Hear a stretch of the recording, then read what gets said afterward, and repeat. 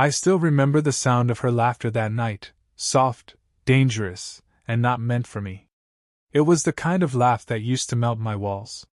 But that night, it felt like a knife being twisted in silence. And when I walked out of that party, I didn't know it'd be the last time I'd ever look at her the same way. My name's David. 35. Architect. I live in Los Angeles. Or maybe I just exist here now. Before everything fell apart, my world was simple: work hard, love my wife, and believe in the kind of marriage you only see in old movies. Her name was Emily. She wasn't just my wife, she was my compass. My calm after chaos. The reason I even believed in good things. We met in a bookstore 8 years ago. She was standing by the travel section, pretending to read a map she'd never unfold. She had this half-smile that looked like sunlight caught in motion. I told her I liked to build places where people could make memories. She said she liked to decorate them. That's how it began, an architect and an event planner, two dreamers sketching a future together. The first few years were perfect. Sunday morning pancakes. Road trips up the coast. Our tiny apartment in Santa Monica smelled like coffee, wet paint, and new beginnings. I can still hear her humming while she arranged flowers, barefoot, her hair tied in a messy bun. She'd look over her shoulder and say, "You're staring again." And I'd reply, "Yeah, and I don't plan on stopping." But I guess somewhere along the way, she did. It started with little things. Late nights at work. Unanswered calls. Her laughter started sounding distant. She'd come home smelling like someone else's cologne, not strong, but enough to make me doubt my own senses. I'd ask, "Rough day?" She'd smile and say, "You know how clients are." Yeah, I did. But I didn't know how lies sound when they wear perfume. One Friday evening, she walked in, glowing, a little too much. "I got invited to a big event," she said, tossing her heels onto the rug. "Corporate thing. You have to come." I raised an eyebrow. "Since when do I fit into your work parties?" "Since my new boss really wants to meet you. His name's Ryan. He's brilliant, you'll love him." Ryan. That name still tastes like rust on my tongue. The night of the party, she looked stunning. Black silk dress. Red lipstick. The kind that used to be mine to ruin. She stood in front of the mirror and asked, "How do I look?" I smiled, but something inside me whispered, "She's dressing for someone else."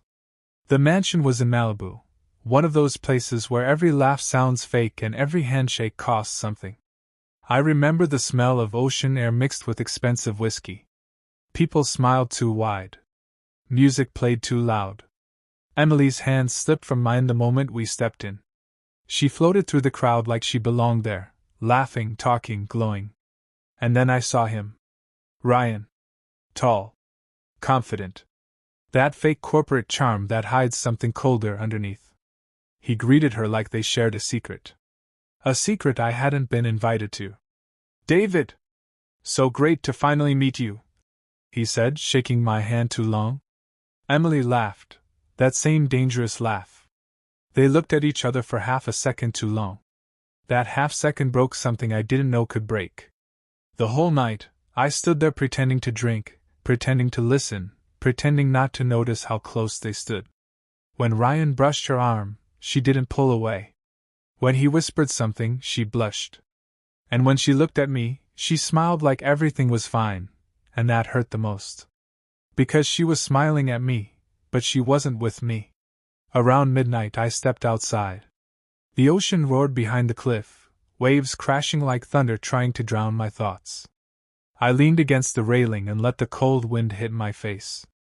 Inside I could still hear her laugh. It used to mean joy. Now it meant betrayal. I looked up at the sky and whispered, "Maybe I'm just imagining it. Maybe I'm overthinking." But my gut said otherwise. And your gut never lies. She found me outside 15 minutes later. "Hey, you disappeared," she said, slipping her hand around my arm. I forced a smile. "Just needed some air." She kissed my cheek, quick, soft, rehearsed. And in that kiss, I felt nothing. When we got home, I couldn't sleep. Her head rested on my shoulder, but her soul was somewhere else. That night I realized I wasn't losing her. I'd already lost her. The next morning, she was cheerful again. Making breakfast, humming. Pretending everything was fine. She asked if I'd enjoyed the party. I lied. Yeah. Ryan seems like a great guy. She froze for half a second, then smiled. Yeah. He is. That pause told me everything I needed to know. I wish I could tell you I confronted her right then. But I didn't. Because when you love someone that deeply, your first instinct isn't revenge. It's denial. You tell yourself maybe it's innocent.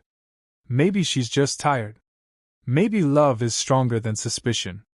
But love can't survive in the dark. That night, as she slept, I lay beside her staring at the ceiling. I could still hear her laugh echoing through that mansion. The sound of it followed me into every dream.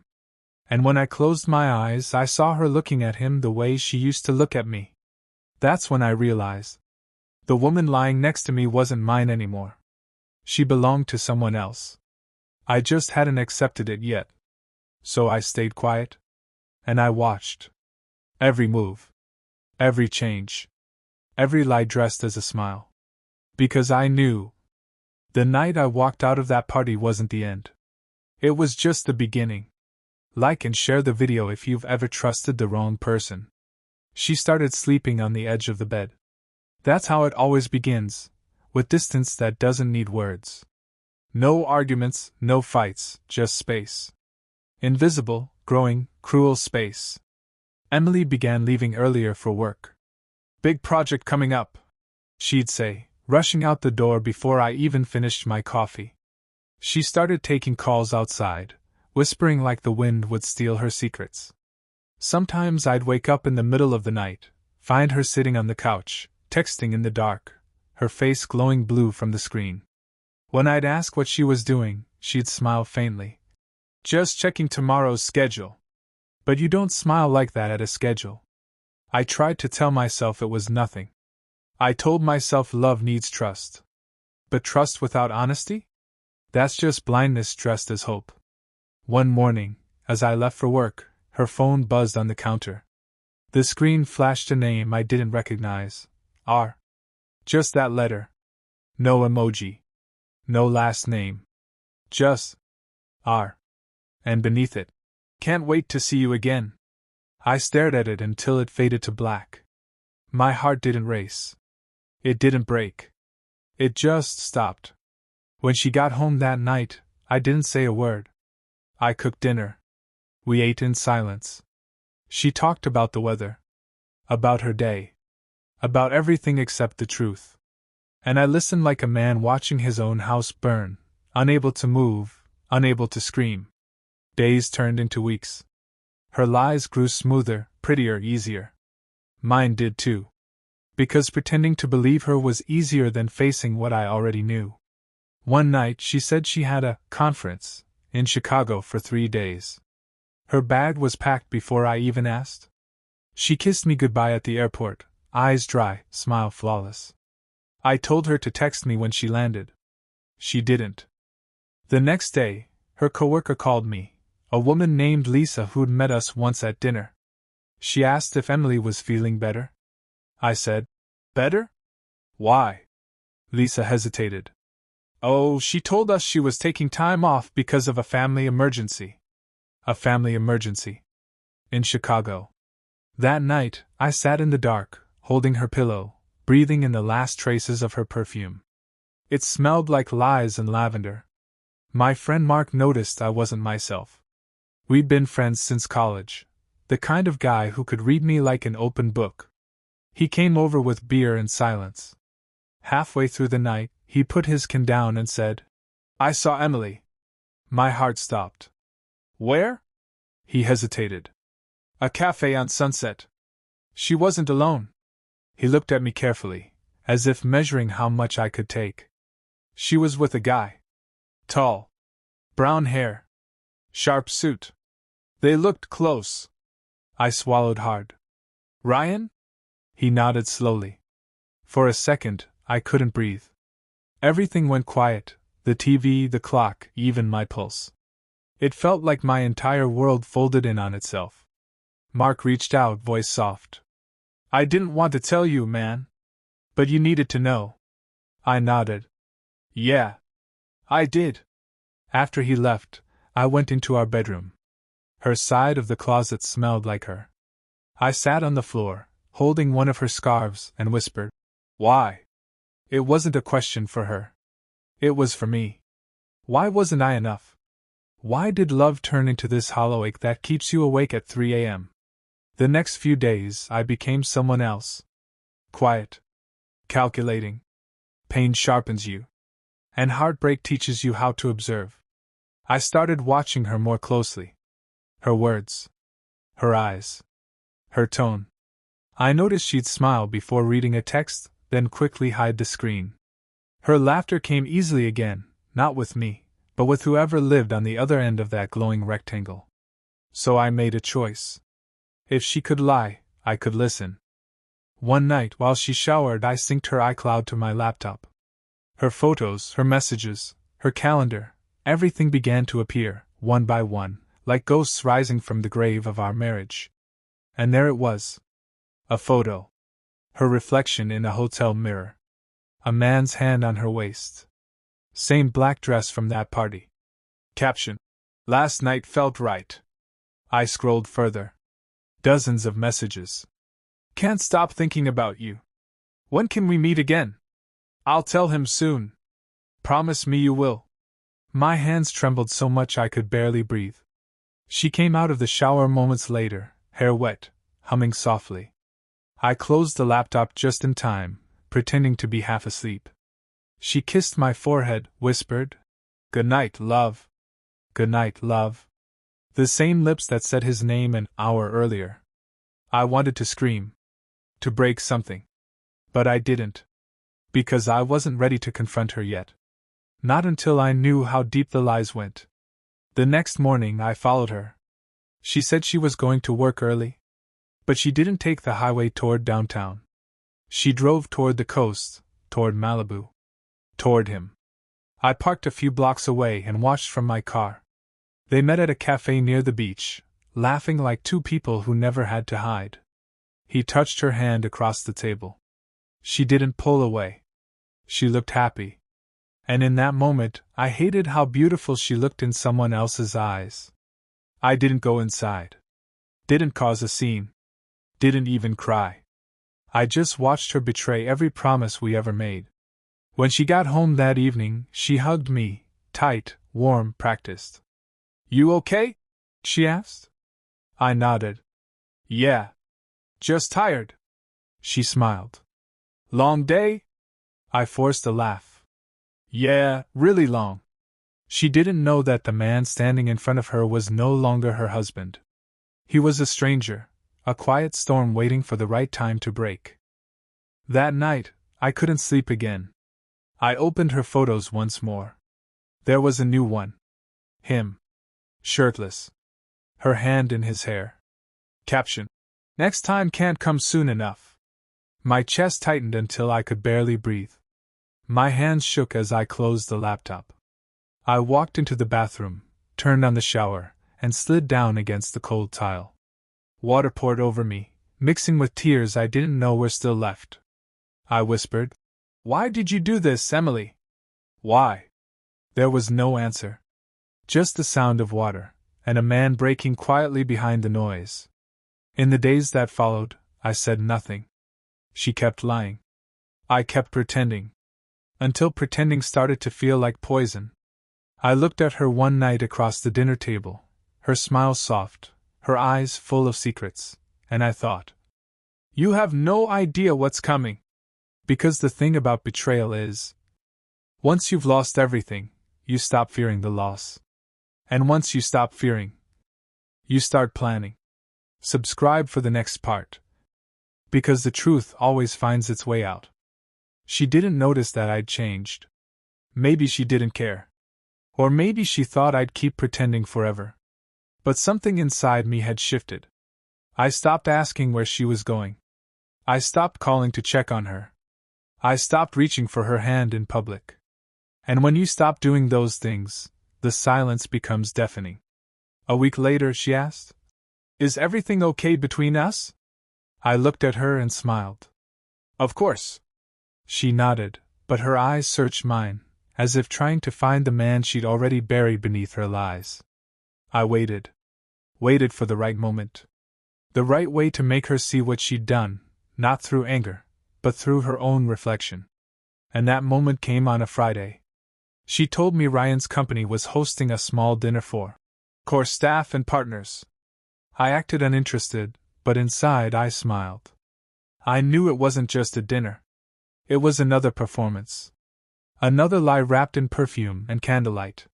I told her I'd pick her up that night. She hesitated, only for a second, then said, "Sure. That'd be nice." Her tone said otherwise. I waited outside the restaurant in my car. The place was fancy, gold-lit windows, polished marble steps, the kind of place people go to pretend they're important. Through the glass, I could see her. She was laughing again, that same dangerous laugh. Ryan stood close. Too close. His hand brushed her waist. She didn't move away. I gripped the steering wheel until my knuckles went white. I could feel my pulse in my throat. I wasn't angry anymore. I was calm. Dangerously calm. After a while, they walked outside. She looked radiant. Alive. He held her coat while she smiled up at him, the same way she used to smile at me. When she turned and saw my car, she froze. I stepped out. Her face strained of color. "David, what are you doing here?" she stammered. I looked at Ryan. "I'm her husband." "Who are you?" Ryan straightened his tie, arrogance dripping from every word. "Ryan. Her boss." I smiled coldly. "Bosses don't usually hold their employees' hands during dinner." Emily's eyes widened. "David, please, this isn't what it looks like." I laughed quietly. "You sure?" "Because from here, it looks exactly like what it is." People were starting to watch. She panicked, grabbed my arm, whispering, "Not here. Please." I looked at her, really looked at her. The woman standing in front of me wasn't my wife anymore. She was a stranger in a familiar body. "Get in the car," I said. She hesitated, then followed. The ride home was silent. Her hands trembled in her lap. Mine rested calmly on the wheel. When we reached the driveway, she whispered, "David, please, can we talk?" I nodded. "We're going to." Inside the house, I sat on the couch. She stood across from me, eyes wet, lips trembling. "David, I made a mistake." I tilted my head. "A mistake? That's what you call months of lying? Kissing him? Sleeping with him?" Her jaw dropped. "How do you?" I cut her off. "I know everything, Emily. The messages. The photos. The hotel. The fake conference in Chicago. I know it all." She took a step back, eyes filling with tears. "I didn't mean to hurt you," she whispered. I laughed bitterly. "That's the thing about betrayal. You don't mean to hurt someone. You just do." She covered her face with her hands. "I was lonely," she said through sobs. "You were always busy. Always tired. I just needed something." I stood up slowly. "So you went looking for it in someone else's bed?" Her silence was answer enough. "I loved you, Emily," I said, voice breaking. "More than my own damn self. I built my life around you." She whispered.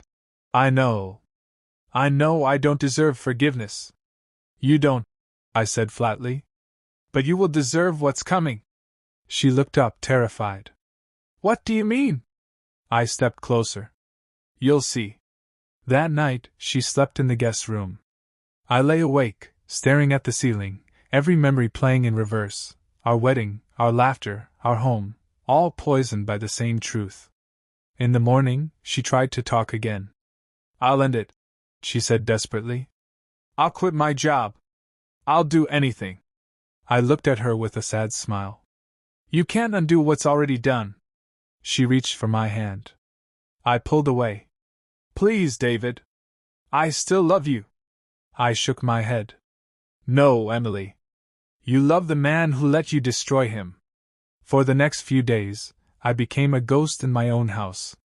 I didn't yell. Didn't cry. Didn't beg. I was polite. Cold. Distant. Because silence hurts louder than any scream. Then, one evening, she came home late again. Her makeup smudged. Eyes red. I asked softly, "Rough day?" She nodded. Ryan ended things. He said it was too complicated. I nodded slowly. Complicated. That's one word for it. She looked at me, pleading. I lost everything, David. Please don't leave me too. I smiled faintly. You already did. She fell to her knees, crying, grabbing my hands. I'm begging you, she said. Give me one more chance. I stared at her for a long time, then said quietly, You'll get exactly what you deserve. And that's when the plan began. The next day, I went to Ryan's office. He looked surprised. David, right? Yeah, I said calmly. We should talk. He leaned back in his chair, smirking. About Emily? About consequences. He laughed. Man, you really think you can scare me? I leaned closer. You ruined a marriage, Ryan. But you also ruined your own career, you just don't know it yet. I slid a flash drive onto his desk.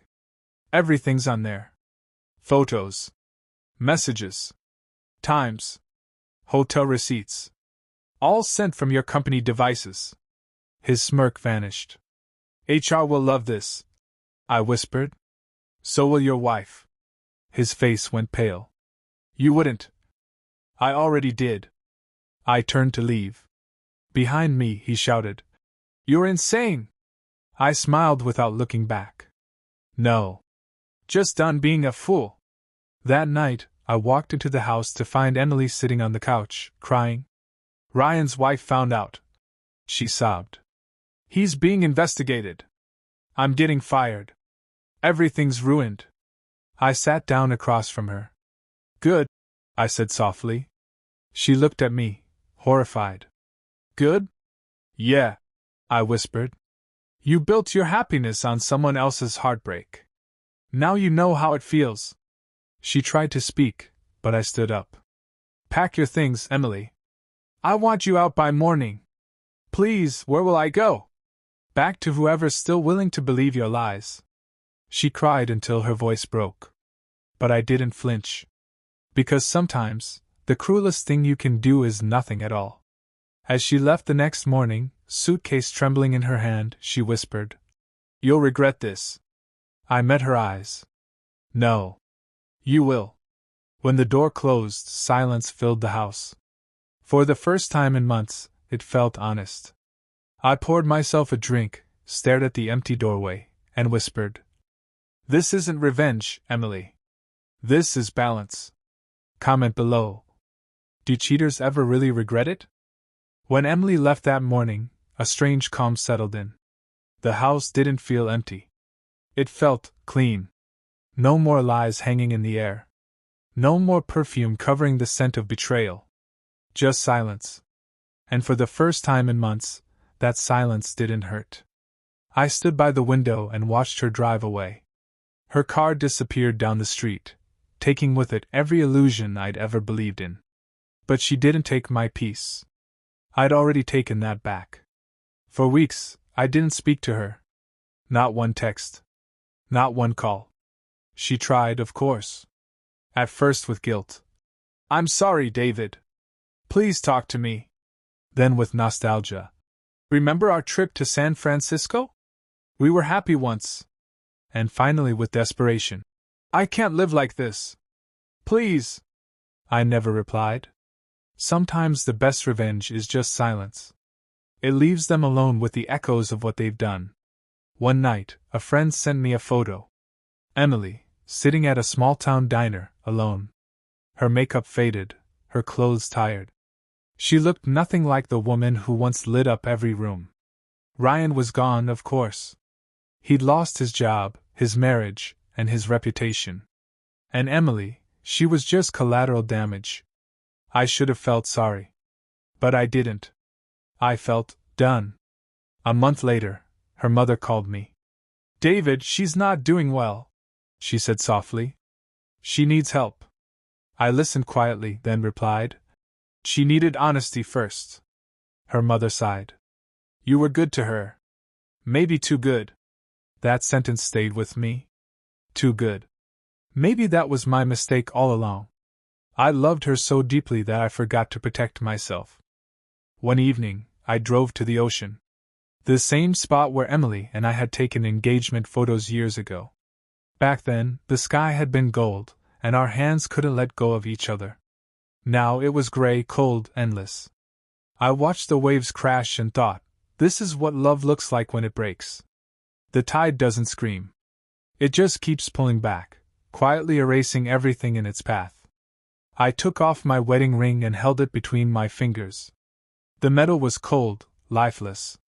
Then I threw it into the sea. It vanished without a sound. Just like her promises.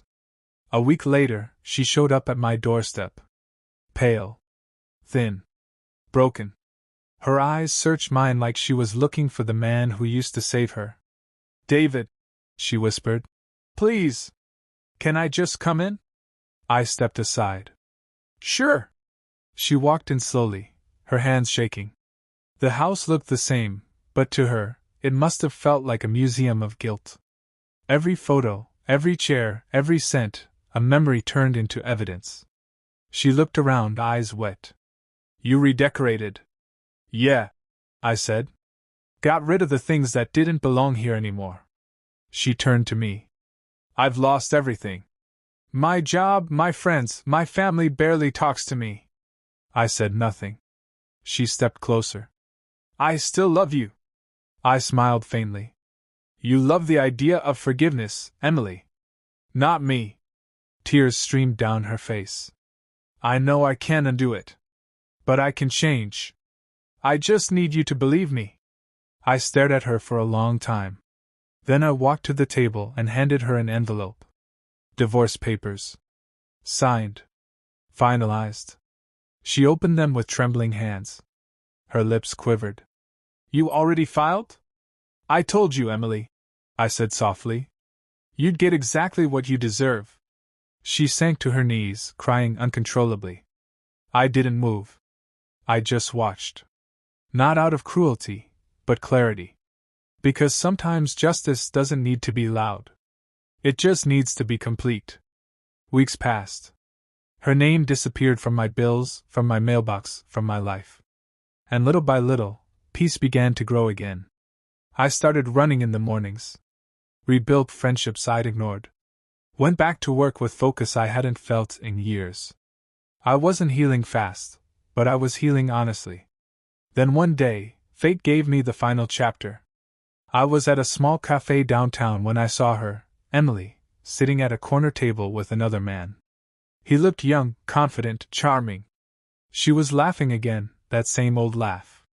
For a second, I felt something twist inside me. But then I realized, it wasn't pain. It was irony. Because the man she was with, I recognized him.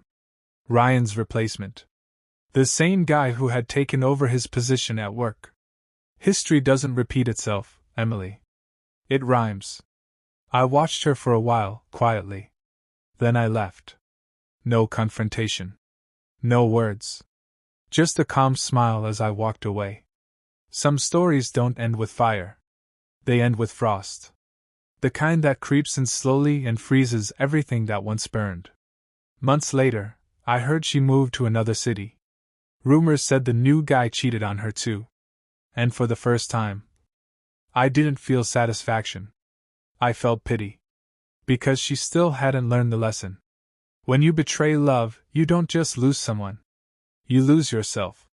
One night, sitting on my porch, I opened my phone and saw a message from an unknown number. It was her. Just 3 words. Are you happy? I stared at the screen for a long time. Then I typed back. Finally. I hit send and put the phone down. The night was quiet again. Peaceful. I poured myself another drink and whispered, "This isn't revenge anymore, Emily. It's freedom." The camera fades on David's face, calm, distant, unshaken. Rain outside. Soft piano. His final voiceover plays like a confession carved in silence. "I took my wife to a party and walked out of a marriage built on lies. She thought I'd lost everything that night. But what I really lost was blindness." Pause. "And what I gained was truth." Like and share this video if you believe karma never forgets. And tell me in the comments, do you think cheaters ever really regret, or just miss control?